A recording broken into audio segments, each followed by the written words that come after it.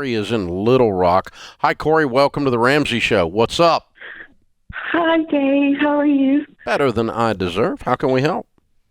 My name is Corey. I'm 32, and my boss just passed away a couple of weeks ago, and so he left me some money, and so I'm just trying to really figure out what I'm supposed to do. Like, my dad has told me what I need to do, but it's a lot going on, and I'm just trying to, because I don't have a job now since my boss passed away, but I Your just need help. boss left you money in his will. Yes, yes. Wow, that's an unusual arrangement. I was his personal assistant for 8 years. Okay. Yeah, so he did. He was an oil contractor, and so I did all his scheduling, everything. I was, as he used to call me, his go to gal Mm-hmm. all the time. So, I mean, I just kept up with all of his books and everything that he needed done. And so after I knew And he he was didn't going to have he pass, didn't have family then. he did.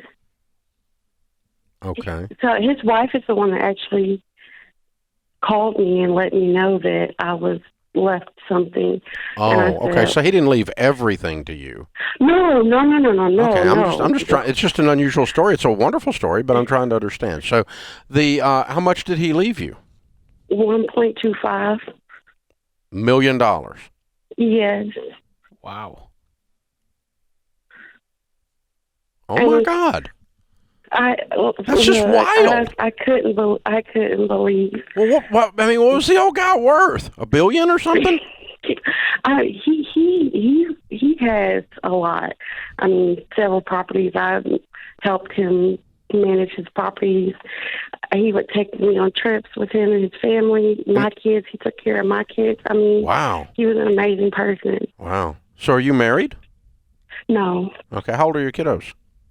I have a 15-year-old, a 4-year-old, a 3-year-old, and an 11-month-old. And what was your income before you lost your job? I was making 65K. $65,000 a year. Mm-hmm. 1.25 million. Wow. And I was pretty much living paycheck to paycheck doing that. I mean, I shouldn't have, but I mean, my kids are, I'm doing it on my own, so. Yeah. So do you have any debt currently? Any consumer debt? Uh, yes, I have student loans, and I have about $40,000 in student loans. Okay. We're renting an apartment, so just month by month, that's $1,200 for our rent. And then my car, my mom gave me her car, so I have a 2006 Honda Odyssey Okay. minivan. All right. Well, you're very wise. You sound a little bit overwhelmed by this, a little bit scared even. Look, my dad suggested that because my boss was very flexible because he knew I had kids and everything, so it was a lot of, I could work from home, do calls and everything like that. I could do a lot of stuff from home, but now I don't think if I get another job, I will have that, and it's kind of the viewpoint my dad was looking at. So he was thinking like maybe if I take a break until my youngest, who's 11 months old, starts kindergarten, because right now it would be like daycare for all of them. Well, mine is my 15-year-old. It would be daycare for all of them, and he doesn't think that it would be wise for me to go back to work just yet and just use the money. I don't know. Okay. All right. Well, what I would suggest you do is that you build a let me kind of pan back. Let's just zoom back for a second from worrying about what we're doing tomorrow. Overall, someone just handed you $1.25 million to manage. That's your new job. And you don't know how to do it. Okay. Is that right? Yes. That's why you call me. Yes. And that doesn't make you bad. It doesn't That make you bad. It's just that you've never managed $1.2 million before, right? No, not Okay. definitely not. So what you do when you have a responsibility that large, which is what this is, it's not a woohoo, I hit the lottery moment. And I don't hear that in your voice, by the way. I hear a little bit of fear, a little bit of grief still from your friend passing away, a little bit of shock and awe, which I have in my voice, that you got this much money from your employer. That's pretty cool. So here's what I suggest that people do. You need to, number one, move slowly. Okay. If you feel urgency or someone pushing you, stop. Okay. Because where people make mistakes when they don't know what they're doing is they go too fast. Let's pretend you're driving a car for the very first time. I took my kid out in the church parking lot with the Jeep in the straight shift to teach him how to do the drive and to do the straight shift. The first rule is don't even change gears. Let's just figure out and move slowly. Get in trouble, stop. Okay. Right? And that's what you're going to do here, because it's something you've never done before. Okay? Second rule is the Bible says in the multitude of counsel there is safety. So I want you to build your own advisory group, your own board of directors, not to tell you what to do, but to advise you and teach you, and then you decide what to do. Okay. You got a pencil? Yes. You ready to write? Okay. First thing you need is you need an investment advisor. Click SmartVestor at RamseySolutions.com. You can find one that we suggest. The second thing you need is a tax advisor. Click TaxELP at RamseySolutions.com and find one that you like. The third thing that you need is sometime in the next year, I suspect you're probably going to buy a home and pay cash for it. An inexpensive home, under $200,000. Okay. And you're going to need a good real estate agent. That's your third person on your board, on your advisory board. Again, we've got ELPs that can sit down with you and help you with that. You need to make sure you have the right kinds of insurance in place. So you need an insurance I don't have health insurance anymore. There you go. You need insurance in place. And again, we've got ELPs to help you with insurance. We're not in any of these businesses, but we've got people set up to where you can form your advisory board, and their goal is not to tell you what to do, and your goal is not to hire a babysitter. You're a grown woman. So your goal is to gather information from advisors by which you go slow enough that you learn and then you make the decisions. Okay. And I think you can buy a home for cash and invest some of this and not have to go back to work. Okay. So I can do like my dad said. Yep. But it's not by using the money. It's by investing the money and using the money that the investment creates. Okay. We're not going to use any of the money. We're going to put it in an investment, and it throws off an income for you to live on. Okay. With your investment advisor, and you're going to not need a lot of income because your house is going to be paid for and your car is going to be paid for. You're not going to have any debt, and you're going to be on a budget. Okay. Because like I said, I was paycheck to paycheck. You're not going to live paycheck to paycheck anymore. You're just going to tell every dollar what it's going to do that's coming in. You're going to have more dollars than you used to have. Okay. And I want you to go through Ramsey Plus, go through Financial Peace University and learn how to handle money. I'm going to pay for that. We're going to give it to you for a year. Because you've got to get up on top of this thing, or you're going to live with this horrible taste on the back of your tongue called regret. Move slowly and learn and put advisors in your corner. So a couple things in the news we need to comment on, John. Like last week we talked about the government, basically states attorneys general, several of them banded together and sued Navient for what it may be one of the largest settlements in U.S. history, Navient being required to settle for $1.83 billion, and $995 million of that was in restitution. $1.7 billion was in student loans that had to be forgiven because they were fraudulently made or fraudulently managed. And we made a lot of fun with that and had a lot of fun with that because it's absolutely a bizarre thing that Navient just got clocked. I mean, they got their clock cleaned. One of the largest, billions and billions and billions. Navient's forgiveness is now more than the federal government's forgiveness of student loans. But they didn't do anything wrong. But they didn't admit anything wrong. They didn't do anything now, wrong. here's what's ridiculous, though, okay? Here's how the media, and I swear, some of you people, so you would think that the headline would read, Navient is a fraudulent scumbag Bunch company of predators, yes. that ripped people off and the government took them down. Instead, CNN says more than 400,000 student loan borrowers will get debt relief from Navient. What a gift. Like Navient is just, they're a charitable organization. Thank you, CNN, for your misleading headline. Oh my. Now, when you read down in the CNN article, it actually does say that they were sued. Yeah.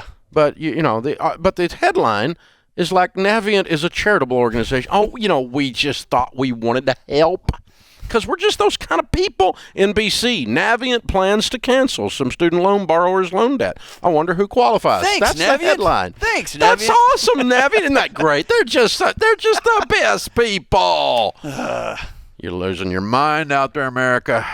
Why would NBC and CNN do that? You would think they would take the side of the consumer and go, crooks caught on tape. Your loan might be forgiven because they were sued into oblivion. Instead it's like, Navient is going to help you. It's like, jeez, man, come on, guys. You finally get a real bad guy. Yeah, and you don't even know what to do with them. Yeah, exactly. You finally get a bad guy that you didn't make up. You got a real one, and then we let it just roll off.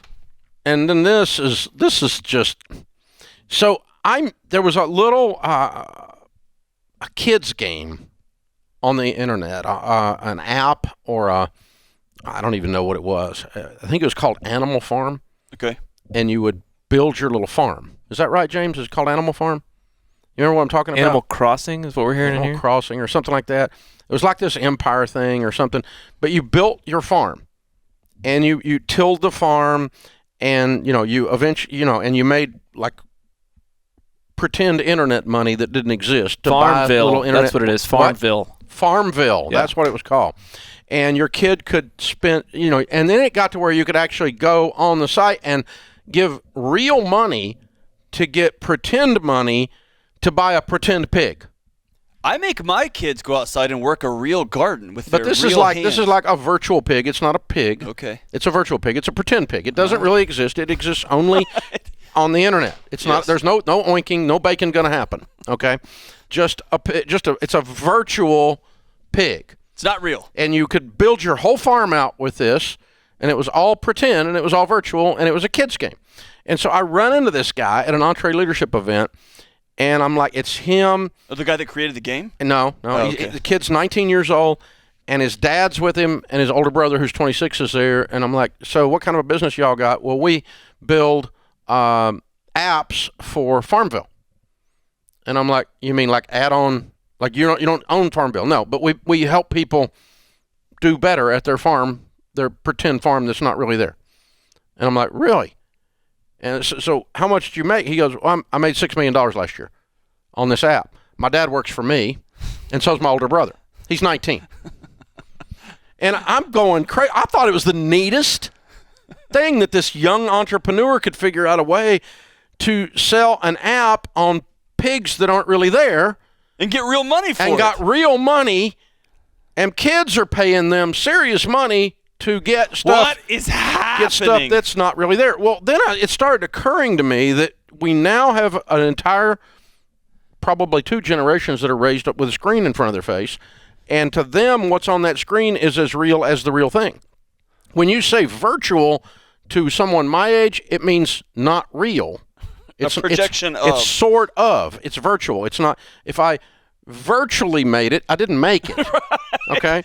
I didn't get there. You know what I'm saying? That's the literal definition. I virtually have $1 million. No, you don't. No, it means you don't. You don't and have $1 million. and so that's means you have maybe a little bit less, but you're not quite. That's you're right. not right. It's not real. You're not there. And so when you say virtual now to this entire 2 generations, to them it's very real because they've lived their entire life in it.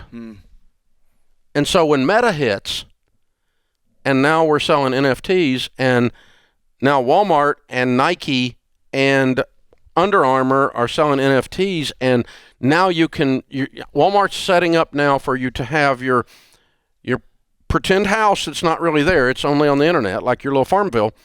And if you want to buy pretend drapes to go in your pretend house, because that's what virtual means. It means Right. pretend. Not real. It's not really there. There's nothing there. It's not real. It's virtual.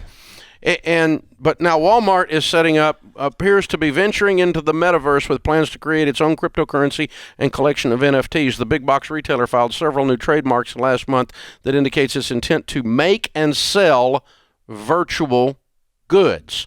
Well, let me help you with this. Virtual goods is an actual oxymoron. If it's a good, it's not virtual. And if it's virtual, it's not a good.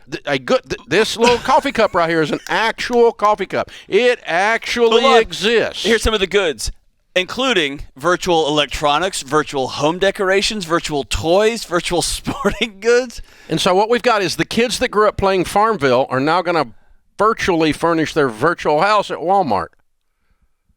Oh my gosh! When something real happens, while they didn't pay off their student loans, they don't even live in the real world. They virtually live. Because it's safer in there inside that little box than it is out here with the crazy humans. With real drapes that fall off real windows. Well, and try hanging real drapes. Exactly. That'll help you get a divorce. But yeah. Exactly. But these drapes virtually hang themselves. What is happening? This is, unless you have to hire Dr. virtual. Deloney, is there not a psychological disorder at play here? Dude, we have. I'm telling you, it's escape, man. It's escape We into are a fantasy world. actually checking out of the challenges of our real world. And going to a place where we can control the variables because we cannot do it in our real life. That's exactly right. And now we're spending money to do it. Real dollars. Real money for things that aren't really there. They're virtual. And in case anyone's forgotten, we're in not real money to the tune of, what, $25 trillion? Yeah, well, I guess it's gotten that so too. virtual that we're just moving it, and There's none of that it's too. real anymore. But, your generation did that. Well, that's true. My generation did do that. Way to go, Dave. Last 10 years, we've doubled the 10-year look-back thing that's going around? Yeah, you doubled the debt at the government level. That's another discussion, but oh my God, I rarely speechless, Dave. I'm not saying it's not okay to play video games, and if you want to spend some money on your video games or whatever, that's fine, but when you psychologically escape to another world to the point that you don't own real drapes, but you bought drapes in your pretend house, you got issues, From darling. an electronic Walmart. Darling, it ain't real.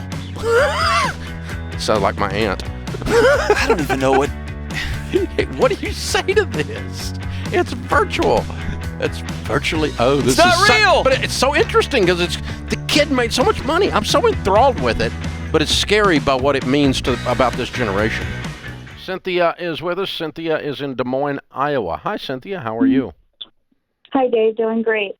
Thanks for taking my call. Sure. I just have a quick question. So I am hoping to get on to baby step 4 really soon. Mm-hmm. So my question is around baby step 4. I'm wanting to contribute about 15% to my 401k. Great. Hoping like this next paycheck or possibly in February. Mm-hmm. But I'm noticing that the market is, it's in the toilet. So should I really contribute at this time, or should I skip it and move on to like something else? Or when I was a little kid, my mama would take us to a store called Kmart. Yep. And Kmart would, in the middle of the day, run these little sales. They called them blue light specials. Blue light special. They would turn on a blue light over the top of the whatever area, and you could go over there and get you a coffee pot on sale or whatever. That's what we're having right now, darling. This is called a blue light special. You need to buy while it's on sale. Buy while it's on sale. Okay, so buy at the dip. Okay. So you know why? How old are you? I'm 40-ish. Okay, 40-ish.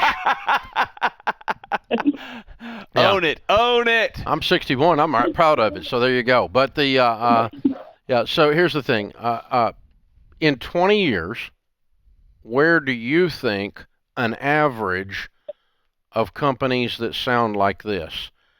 Apple, Coca-Cola, McDonald's, Boeing, Microsoft, Home Depot, on average as a group, now there'll be one or two that fail, but on average as a group, an aggregate of that group, 20 years from now, are they going to be worth more or less? Well, ideally more. Well, not only ideally, there would be that's what has always happened in history 100% of the time so far in the American stock market's history. Now, obviously, the world can fall apart, and we can just blow this whole thing up called America, but if anything stays similar to what it is, 20 years from today, it's going to be up, and you will be glad that you bought in the cold winter of 2022 when the market was freezing to death and down because of whatever was going on out there. I haven't even seen. Always something going on. How far down is it? I haven't even looked. I dropped 500 points in one day the other day, but it's back and forth. I mean, it's out of 30,000. 500 points used to be a lot.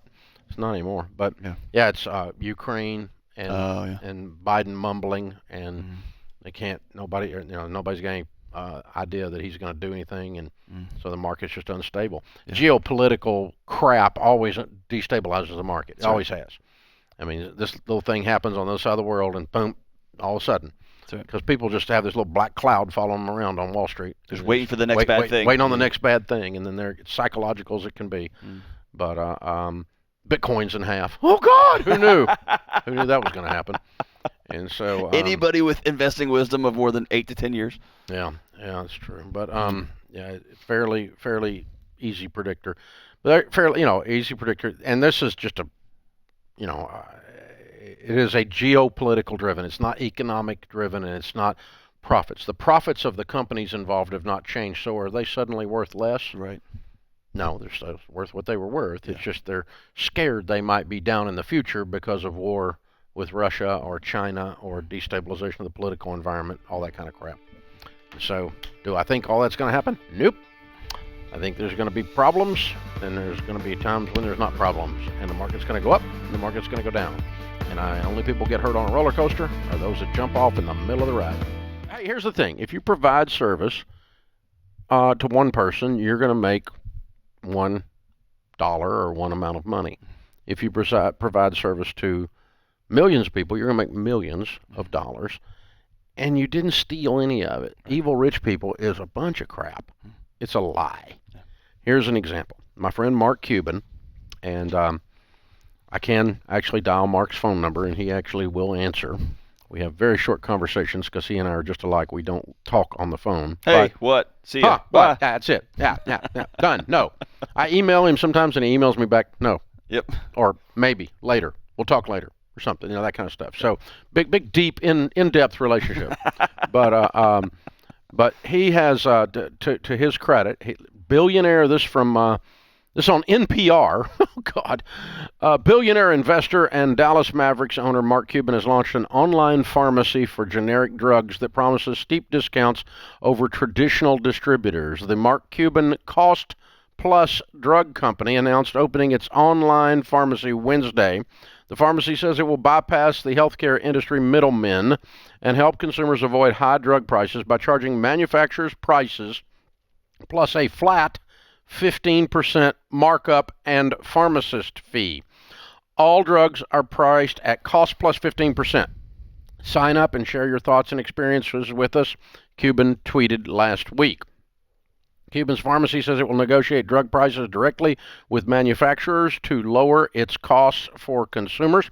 One drug for diabetes patients sells for $3.90 for a 30-day supply compared for retail at $20. A 30 count of, I can't pronounce it, which is used to treat leukemia and other cancers, goes for as low as $17.10 at Cuban's pharmacy compared to $2,500 instead of $17 at other pharmacies. Now, Cuban's going to make another billion doing this, and he will have helped millions and millions of people get drugs for $17 instead of $2,500. What's evil about this? So, you literally have a billionaire here that by looking at this article looks like he is attempting to provide a public good. Somebody who says, I've got the money and resources. I'm sick of people I know who have less economic buying power than I do, not being able to afford their drug. I'm solving this problem, and I'm going to make a lot of money. Why is that? I don't understand the opposing force there. It's if I'm happy, you can't be because I took up all the happiness. Yeah, it's like there's a sum-zero game on happiness or joy. Pie. Yeah, it's a fixed pie. If you make a bunch of money, that means someone else didn't. That's not how money works. Oh man. Rabbi Lapin says money is more like candles than cake. If you get a big slice of cake, that means someone else gets a smaller slice? No, that's not how money works. So it's more like candles. When you light a candle, your candle is not diminished, and you light another candle, and you light another candle, and you light another candle, and then you got Christmas Eve service. Oh, huh. So this is Mark Cuban's. Here's something that just happened just a few minutes ago. I went and did a talk with a guy who owns a couple of car dealerships in Kentucky, and I met with his team Around the tornado. Right. He was right around the tornado. He asked me to come up there, talk about crisis, talk about stuff. Talk about trauma. And how do we move past this. And his first time his group got back together. And as a part of that conversation, I was asking individual people, what's something that's real and tangible that's going on in your life right now? Somebody stood up and talked about a problem with their home. They don't have a home. Yeah. And they just bought a new home, and then a sale of their old home fell through. It was just a mess. And this owner quietly said, he called his wife and said, I'm going to buy a house today. And he didn't elaborate further. Ended up buying that house and said, I'm going to find something good to do with this house. And thought I'll flip it, whatever. Then somebody when the tornadoes came through, he was able to provide housing for a family that's been displaced and now has the idea of, I'm going to keep this thing indefinitely. I can just use this to serve, because people need a place to stay, whether it's 2 months, 5 months, 1 year, and now I've got an opportunity to help them. And that's a 30-year game of somebody who's been stewarding their money, taking care of their people, has got a heart of a servant, and now has the resources to say, I'm going to help you, and I'm going to help them. I'm going to serve my community. And no one will ever know this happened, because he's not a billionaire, Mark Cuban. He's just owns a couple of car dealerships in a small community that just got wiped out by tornadoes, and he's able to help. Right? He didn't have to call the government, doesn't have to call any he's able to help. And those stories go untold day after day, minute by minute, all across this country, man. So the data actually says that when your moron friend or family member says rich people are evil, the data actually says that your friend or relative is a moron, that they're wrong. That's what the data says. It says that guy's a moron. He's just wrong, and he doesn't know what he's talking about. He has no first-hand knowledge. He has no data to back this up, because the actual data says that there are no more evil people among rich people than there are among poor people. Turns out there's jerks that have money, and there's jerks that don't. And there's good people that have money, and good people that don't. This is The Ramsey Show. Janelle is in Cleveland. Hi, Janelle. Welcome to The Ramsey Show. Hi, Dave. Hi, George. Can you hear me okay? Absolutely. What's up? My husband and I are 65, and our kids are 32 and 30, and I don't know when to tell them how much money we have. Now? Now? Mm-hmm. Well, the only reason I'm hesitating is because it's $1.5 million. Yeah. So Are they misbehaving? Oh no. Why do you think this misbehaving. knowledge will bring harm? Probably the way I grew up. I didn't know anything about my parents' finances until I was, probably my dad died 55, maybe. Mm-hmm. I mean, my parents just never talked about it. I never asked them. Right. Yeah, lots of parents don't talk about money or sex, and then when their children grow up, they're surprised to find out they had both. Well, they're both married, and my daughter is having a baby in about 3 days, so I think she knows about sex. One down, one to go. I wasn't talking about her sex. I was talking about yours, but yeah. I know. Oh, my gosh. Yeah, I think you sit down. Now, when I had this conversation with ours, they were just coming out of college. I didn't want them, I wanted them to have the maturity to be able to handle the discussion, the emotional and the spiritual maturity. And we're a family of faith, and so the conversation started with this. As for me and my house, we serve the Lord. And so the information I'm getting ready to explain to you is not you hitting the lottery, because you are not inheriting the money. You're inheriting the responsibility to manage the money for God. Mm-hmm. And that's how we started the discussion, and that's still how we have the discussion to this day. They've yet to inherit any money, but they know what our wealth is in detail, and they know exactly what's going to happen to every penny of it. We have a big meeting once a year with our leadership team at our office and with our kids, and we go over every piece of real estate. We go over, any of the wealth that is there and exactly how remind everybody how the wills and the trusts all work, because it's kind of complicated. And, we just have a review of this, and this is a transaction. So long ago, they got past the emotions of feeling like they hit the lottery. Well, I guess I'm wondering why. Why do I? What's the purpose in it? Because you can teach them to have the proper spiritual and financial stance on this while you're alive. Otherwise, you don't know what the reaction is going to be. And if you get a negative reaction, you may want to adjust some of your inheritance. Okay. Because we don't leave money to people in our family if they're misbehaving, because we don't want to finance misbehavior with God's money. Oh no, I wouldn't do that. I know, either. but how about their son-in-laws or our son-in-laws? Same thing. Listen, if it's going to affect if the information that this money is there is going to affect them, how much more do you think the money's going to actually affect them when it comes out of left field? And there's no time to emotionally process it. Oh, by the way, we're also processing the death of a loved one at the same time. So you think the son-in-law should be included in this? Absolutely. They are at my house. Because they're family. They're not necessarily going to actually personally get the money, but their spouse is. And so you dadgum right. And you get to speak to all of them. About what this means to you and how you think they ought to view this, and that we're not going to allow you to feel like you can push the car up into neutral because this is coming. We can have all kinds of good discussions, and it's all kinds of teachable moments. So George, the producer, James, just handed us an article. It's juicy. It's a juicy one. Well, okay. This pisses me off, all right, because the Consumer Financial Protection Bureau, brought to you by Elizabeth Warren, that's where it came from, was put in place to protect the consumer. They were put in charge of a piece of legislation that's been in place for 30 or 40 years called the Federal Fair Debt Collection Practices Act. There's federal law that dictates how collectors have to behave, or they're in violation of federal law when they're trying to collect from you.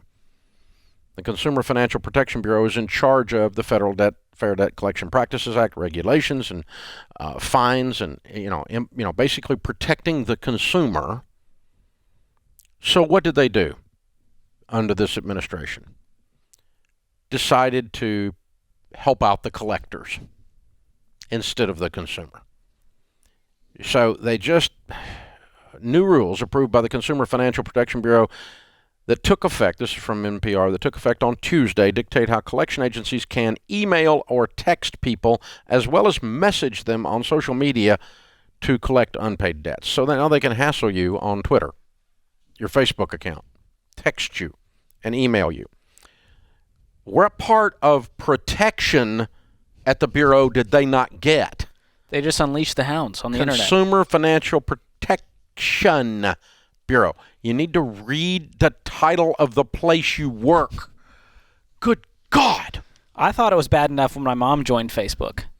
And now the collectors are on there too. The whole gang. You can't stop Everyone's watching you, George. A way to fix this is don't be on Facebook. Good luck. Well, it's easier now. Everyone's going, they're on Instagram and TikTok. You have to have something like I've got where I pay people to do this stuff because I can't stand it. But this is what's crazy. It says they can attempt to join your network by sending you a friend request, and they must give you the option to opt out of being contacted online, and any messages they send do have to be private. So they're not going to go posting on your public page, Dave. Don't worry. Yeah, that would be a violation of Privacy Act, a whole nother act. The rules are really disappointing and concerning in a number of ways, says April Newhoff, a staff attorney for the National Consumer Law Center. Hello, April. That's an understatement. Disappointing? No, this is just ridiculous. This is what we in the South call, we just let the fox in the hen house. That's a good saying. I like that one. Here's what's crazy. Chomp, chomp. We're going to see so much spam come out of this. It says allowing debt collectors to email, text, and use social media to contact consumers also gives criminals a new avenue to try to swindle people out of their money, a practice Knuhoff expects to increase in the future. All right, I get a bunch of crap on my Apple phone updates that I don't want, and they force it on me, and I have to go in and turn it off or turn it on, and so that people aren't watching me, and all this other bull crap, all these things they do with this technology. I'm getting just paranoid. But they're going to have to put a thing on the Apple phone. Oh, yeah. Block collector text. Select on or off. And that maybe, there you go. That'll work. So somebody just showed me the day. I'm so technology stupid. You're going to look at me because I'm stupid. But yeah, you can turn off, the phone doesn't ring if it's an unrecognized number, because the 73,000 calls I get a year on my warranty for my car that I need to buy, which is hilarious. You're calling Dave Ramsey's phone. I mean, come on. But all those are blocked now, and so automatically it doesn't ring my phone. So we're going to have that selection for collectors. Oh, yeah. Apple's going to have to protect us because the Protection Bureau won't protect us. Oh, boy. And the weird thing about sliding into the DMs here on your Instagram account, if the only people sliding into the DMs are the collectors, that's a sad life. We got to pay off this debt. Get rid of it. Leave them on red. You can't ghost these people. They're going to be after you. That sums it up. Travis is going to start the year off from Asheville, North Carolina. Travis, welcome to the Ramsey Show. Hey, how you guys doing today? Better than we deserve, man. What's up? I have a question for you. We are in baby step 6, and I made a purchase last month that I've been losing some sleep about because I can't decide if I did the right thing, and I tried calling in last month, and y'all were super busy. So I'm getting through today, and I'm either going to get a tongue lashing or some reassurance. I'm not sure, but I have a question about a vehicle I bought. Okay. So I was looking for a truck for months, like 2 or 3 months. I saved up cash, and with this crazy market, everything that I was seeing just seemed really high for a used truck. So I kept looking around, and I finally came across a deal a couple hours from me on the truck that I wanted. And it was actually a new truck that was going for about $3,000 less than the used trucks of the same year. Like I was looking at 2019, 2020 GMC Sierras, and they're going for around $55,000 for the truck that I wanted. And I came across a 2021 that was brand new with factory rebates that had it down to about $52,500. And it had to make a quick move just because of this crazy market. So long story short, I did end up purchasing it, even though it was new. And I know that, that's not what we do with the baby steps, but I'm wondering with this crazy market and the price, and the research that I did, if this did make sense or if I should look to maybe get rid of it and get into something cheaper. Well, I have a rule. I don't start the year with tongue lashings. You caught him on a good day. The first caller of the year, we can't do it. It's against one of the rules. And so, so you pay $50,000 for a truck. What do you make a year? Household income? $150,000. Okay. And what's your net worth today? About $200,000. Okay. All right. And $50,000 of it is in a truck going down in value. Yes. This is why we tell people not to buy new vehicles until you have $1 million net I was worth. really 1/4 of your really net worth torn is going to be worth nothing in 5 years. Right. That's the problem with buying new trucks. I mean, if you're worth $1 million, you can afford to lose $50,000. If you're worth $200,000, $50,000 is a lot of your life. That's the only point. So it's not a tongue lashing. It's just an observation. You're a grown man. You make $150,000 a year. You can go buy a truck if you want to go buy a truck. We're not going to be mad at you. We'll still be friends. Okay? So again, no tongue lashings at the first of the year. But you're right. That's why we teach people not to. Yeah, and if I was Travis, I would have looked at a car that was, a few years older than that, and that's where you are going to find something at a cheaper price point. But when you look at a 2021 versus the 2022 and the used car market right now, I get that it's crazy, but I think, like you're saying, Dave, this is just a huge percentage of his world that's tied up in this depreciating asset. Yeah, I mean, the thing is this. You need to ask yourself when you're buying anything with wheels or a motor, if I set fire to it without insurance, after it finishes burning, is my life changed dramatically? When you lose 25% of your net worth if you set fire to it, That's pretty dramatic. You lose 5% of your net worth, it's not dramatic. It's a ratio thing for me. You can do what you want to do. But as long as you lean into depreciating assets being a large chunk of your world, things losing value that are being a large chunk of your world, then you're going to struggle with that. And I did the exact same stuff, Travis. I mean, we've all done it, but you knew better because you'd been taught, and you just figure out a way to rationalize it. Well, So he was saying if he had called I wouldn't lose sleep over it. It's not going to cause you to go bankrupt. I'm not going to sit here and shame you. That's not the point. The point is the reason we teach not to buy a new car unless you're a millionaire is this exact reason. And it comes from an old thing when I got tongue lashed by my grandpa. I mean, he passed away now, but he worked 38 years at Alcoa Aluminum, head cost accountant there in Alcoa, Tennessee, down in the mountains, East Tennessee. And I come wheeling up down there at 23 years old, 24 years old, with $1 million net worth, driving a Jaguar and a bunch of real estate debt coming out my ears just before I'm going broke, right? And I was all proud of my Jaguar. Well, Grandpa from East Tennessee didn't even know what a Jaguar was. He's like, "What is this car?" And I told him, and he's like shaking his head. He was not impressed. And he's like, "What'd you pay for that?" And I told him, and he just spit. And he just said, out of disgust. "Yeah." He said, "That truck over there didn't cost that." And I'm like, "No, that truck over there cost $200. You know, and it's not a fine European automobile. You know." So I drove off all bothered that my grandpa was not impressed with my proud new purchase. And of course, when he passed away, he had $1 million in money markets. And the reason he did was he didn't put it all in things. He goes, I said, "Well, this is a great car." I said, "These things hold their value." And he started laughing. And he goes, "Ain't nothing holds its value with wheels on it, boy." I said, "What do you mean?" He goes, "Well, it holds its value." He goes, I said, "Well, it's like an investment." He goes, "My investments go up. Yours go down. There's a problem with this formula you're using, son. Did you go to college or what?" You know, it's that kind of thing, right? I One love of these wisdom. conversations with your grandpa, right? Nothing like But grandpa he just wisdom. whipped my butt, man. Oh my gosh. Today's question comes from Laura in Tennessee. Our family has been a Dave Ramsey family. I always agreed with the, quote, expensive college is a ripoff idea, and my older son is in community college now. My younger son announced at age 7 that he wanted to become an economist and fix poverty and wealth inequality. Almost a decade later, he still wants to become an economist. He wants to go to Harvard or Wharton and feels strongly that going to such a school would help him develop connections that would allow him to advance his goals, as jobs for economists are mostly appointed. We can afford to pay his way, but is it really worth $250,000 in tuition alone?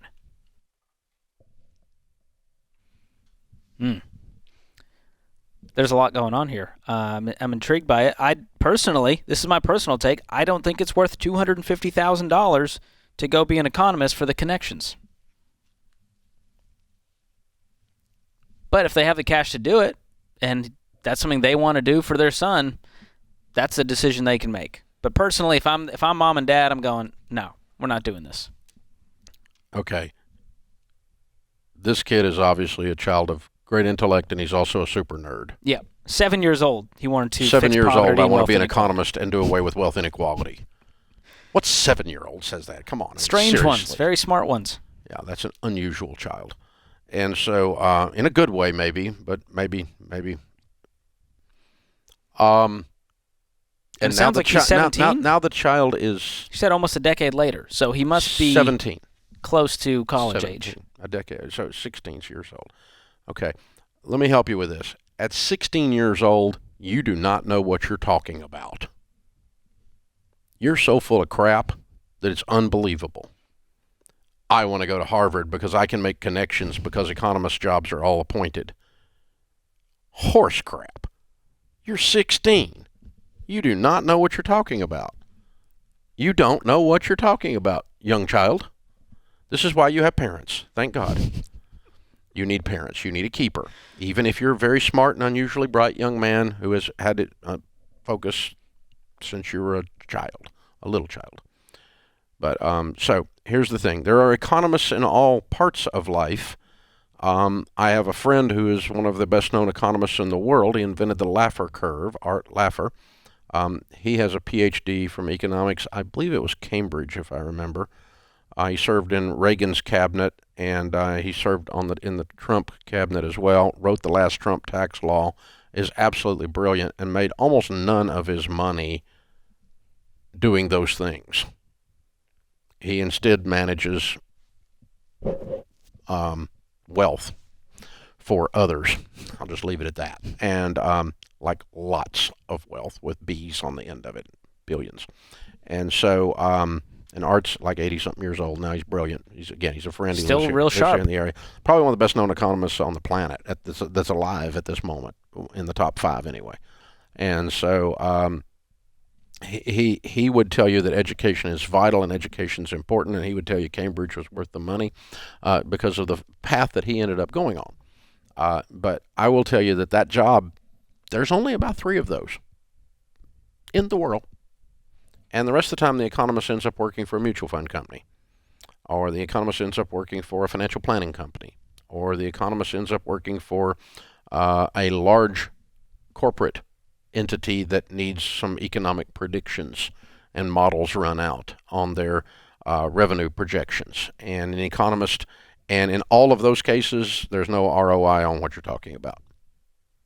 So these schools are not better schools, and no, they do not provide better connections. They're just more famous. Let me point out to you this. Here's an example of what I'm talking about. Wall Street Journal did a study a few years ago, and 78% of the 78% of the S&P 500, the 500 largest publicly traded companies on the stock exchange, 78%, 8 out of 10 of the CEOs graduated from state schools. Let me help you with that again. Of the largest 500 companies traded on the stock exchange, 8 out of 10 CEOs graduated from state schools. They went to the University of fill in the state. But Dave, they're missing out on the connections at Harvard. But they're the CEO of household name companies. And by the way, the CFOs, same situation. The COOs, same situation. The chief digital officers, some of them didn't even graduate from college.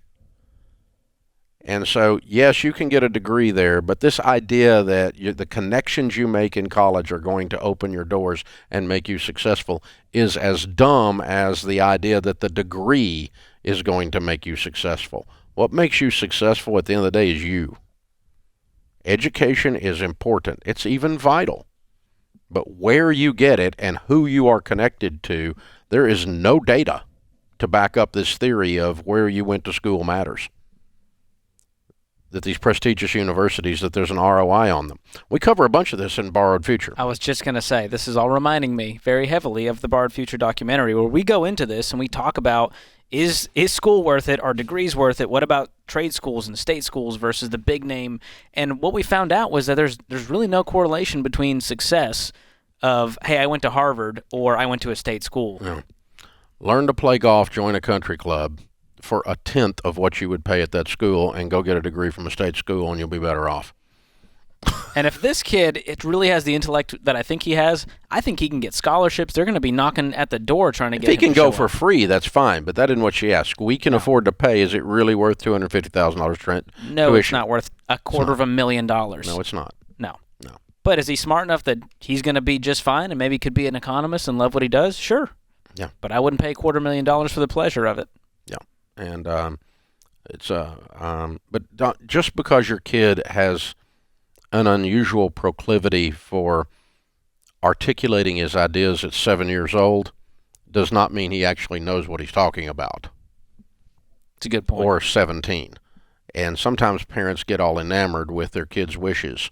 And that's just why you're supposed to be parents. And, it's like, I don't know, I had one guy call me from Michigan. He said, my daughter told me she's going to this expensive school. What am I going to do? And I said, well, you messed up a long time ago because my daughter doesn't tell me stuff. I tell her stuff. That's how that works. So that's where we got confused. We got confused as to how this works. Got confused as to who's in charge here. By the way, it's my money. So, of course, she's trying to make a decision, reasonably. And I'm not picking on your kid. Your kid's obviously a special child in a lot of good ways. And that's all fine. But it does not mean he's wise. And so his opinion about the connections is something he heard from somebody or read with an internet article. This is The Ramsey Show. Brandy is with us in Sacramento. Hi, Brandy. Welcome to The Ramsey Show. Hi, Dave. It's so nice to talk to you. You too. What's up? So me and my husband plan on leaving California in 5 years when I can retire early from the state and start collecting my pension. So we have sold 2 of our 3 homes and have that money just sitting in the bank. And with interest rates expected to rise and inflation going through the roof, where should we invest that money for the next 5 years? We want to have it, available when we're ready to buy out of state. Yeah. But if it were me, I would put a portion of it, if not all of it, in just a simple index fund, an S&P 500 fund. Okay? Now, what that is a fund that follows the stock market exactly. It's not going to do better than the market or worse than the market. It's going to be exactly following the market. Now, not the Dow Jones Industrial Average, but it's going to follow what the real market is doing, the overall market. It's the top 500 stocks, according to Standard & Poor, and that's the S&P 500, okay? And so I do that when I'm parking money, and it's a conservative, mid-range mutual fund investment. It's very predictable, and it has no commissions on it, so you're not going to get, I don't mind paying a commission when I'm going long-term, but when I'm just sticking in there for a little while. And I'll do that sometimes for a year or 2 years, not even 5. But when you do it for 5, you're pretty safe because the market's track record over 5-year periods of time is very, very good to make some money. And you don't have to make much here to do better than the bank because the bank just doesn't pay anything. Yeah. And the good news is you're investing basically in companies that are inflation. Meaning the things that they make and that they provide the prices are going up on them, so they're reflected in your returns. So that's what you call a hedge against inflation when you are investing in the things that are the elements of inflation. That makes sense? Yes, it does. So, but now here's the thing. What you ought to do is you ought to do a little bit of study on that and see what the track record is. And say, okay, how many 5-year periods of the S&P make money and how many lose money? And you go, oh, whoa, I could lose money. Yeah, you could. But what's the likelihood based on that? I don't know that number off the top of my head, by the way. It's the vast majority make money, though. Probably 90% of the 5-year periods make money. But 10% of the time you could lose money. Well, based on that, I don't want to put it all in there. I'm going to put some in CDs. Okay, that's fine. But CDs are going to pay you 1-2% even if rates go up. And the rates are not going to go up to the inflationary levels because we're sitting, we may see some double-digit inflation. And so if you're not making at least 10% on your money, you're not going to be ahead of inflation. Follow me? Mm-hmm. So you're taking the risk of inflation kicking your butt if you don't invest aggressively enough. If you invest too aggressive, you're taking the risk of actually losing the money. Does that make sense? Yes. So that's why I do. That's what I would do with it. It's what I do with mine. I just park it there, and then any money that it makes, you don't have any.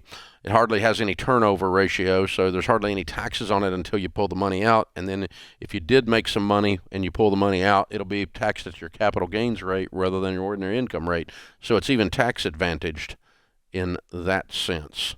Christina is with us in Cedar Rapids, Iowa. Hi, Christina. How are you? Oh, good. How are you, Dave? Thanks for taking my call. Sure. What's up? So I have a question for you. We recently paid off over $300,000 in student loans. Wow. Yeah, Christina? Yeah, it took us about 4 years. I'm a physician.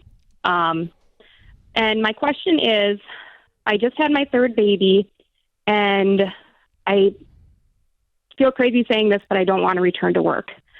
My husband has always been supportive and working kind of part-time jobs while taking care of the other kids, and he just recently started a full-time job at a bank, and it's kind of they're training him while he's there, and it would be a major pay cut for me to quit my job, but that's kind of what I'm feeling pulled to do, and I just wanted to hear your thoughts on that.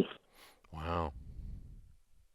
What is he going to make at the bank when it's all when the smoke clears on the training and everything. Yeah, so they're starting at his job is a credit analysis, and he's kind of a junior credit analysis. So his starting salary right now is $56,000 a year, and then they told him as soon as he's kind of fully trained, then it would be in the 60 to 70,000 would be like where he'd start at. Cool. And what do you make now? Me, if I go back to work, I'm making about $190,000 a year. Okay. All right, so we're dropping our income $120,000 to make this move. Yeah. If you go from 190 to 70, I mean, of course, if you go back to work, it'd actually be 260 because it'd be him making 70 plus your 190. But you're out of debt and you're able to make it on 70,000. Yeah, we our only debt is our house and our mortgage. What we owe on it right now is about 95. We live in a kind of a smaller rural area, 95,000. We're in our mid 30s, and our retirement, we have about 230,000 in retirement. Are you done with being a doctor? Are you done with it, or could you do telemedicine 2 days a week, or go in 1 day a week? I mean, are you just completely burnt? I feel really burnt, and it's really hard to give my all to my husband and my children when I always have that stress on me. We did talk about, I have reached out to a couple of like the CEOs at a few smaller rural hospitals about the possibility of maybe doing 1 or 2 days a week for them in the future, maybe when the baby, our baby gets to be a little older. But what have you got to do to keep your medical license intact? I think I would just have to maintain my continuing medical education and my license, which, my experience with doctors who have a picture in their head about, there's two separate issues here. One is a mom who's like, I want to go be with my kids. That's noble, great, wonderful, high support. Would never tell you not to do that. Absolutely. Awesome. The other side, the doctors that I've worked with and known over the years are just, quite frankly, wired differently than the rest of us. And the thing that drove them to go to med school and get through med school and to get through residency and rotations is there's just a different drive. And I wonder, I've had several buddies who end up, I'm going to quit all this. I'm going to go do a small practice. A couple years later, they're back doing a night a week in the ER just to get their blood pumping again, right? So I wonder if you've boxed yourself into an either or right now, and maybe you need a break, but that there's some other opportunities to split the difference here. Okay. Yeah, I don't care. The money thing doesn't scare me.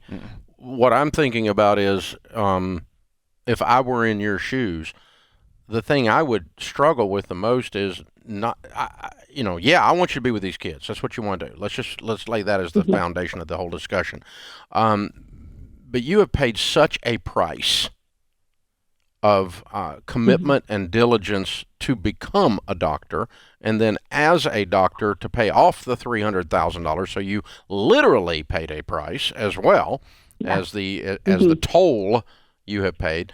To go do nothing with it for the rest of your life seems extreme. Yeah, I would agree with that. And I think that's what the hard thing. I think you're going to struggle with that. So I just from a, from the standpoint of that, I'm going to stay engaged at a 90% reduced level, or whatever, after the child comes and after you take a normal maternity leave or whatever. But like you said, go hit the rural hospital for a day or two a week, anything, or telemedicine, like John suggested, or whatever it is you want to do, but something to just keep, to stay a little bit engaged. And the natural result of that is going to be $100,000 a year, probably. Okay. I mean, that's irrelevant because you're going to make plenty of money. But some kind of part-time something that fits into your new life that you want to have with these kiddos, but also allows you to not just shake the dust off your feet from all of the decade of work you've put into getting to where you are. I'm sure they exist, and they can write in and let me know. I've never met a doctor who walked away and ended up staying away because that's why it takes such it's such an identity. I'm a helper. That's what I do. It's hard to just walk away from that completely. Well, and there's just an intellectual and emotional commitment, a time There's a commitment. stimulation, Yeah, like the whole thing. Yeah, The whole thing. So, anyway, yes, I would quit doing what you're doing, and so that you can be with your kids. And yes, I would try to find some greatly reduced middle ground that you can stand on, because I think you'll be happier because your intellect is going to require, you're going from solving ultra high level problems, high level thinking, to Can I have a snack? Can I have a snack? Can I have a snack? and it's not that one is better than the other or one is more noble than the other. That's not the point. Yeah. The point is your brain is set up in a certain way now, and it's a lot of moms of little ones, while they want to be full-time moms, they also want to have adult conversations with adults. Absolutely. And need it, and so that's in the mix here. So yeah, that's. But yes, I would quit. I would quit doing what you're doing.